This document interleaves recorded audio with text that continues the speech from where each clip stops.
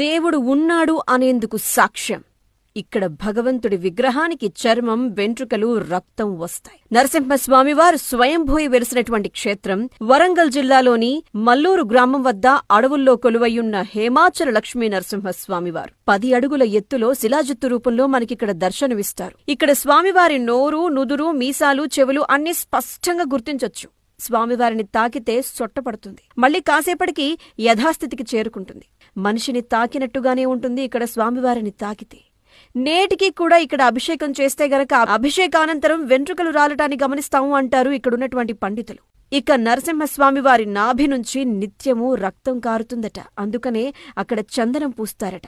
ఆ చందనాన్ని ప్రతి శని, ఆది, సోమవారాల్లో ఇక్కడికొచ్చేటువంటి భక్తులకు ప్రసాదిస్తారంట ప్రసాదంగా. సంతానలేమితో బాధపడుతున్నటువంటి భక్తులు ఇక్కడ స్వామివారి చందన ప్రసాదాన్ని స్వీకరిస్తే బిడ్డలను పొందుతారు అనే నమ్మకం కొన్ని వందల సంవత్సరాల నుంచి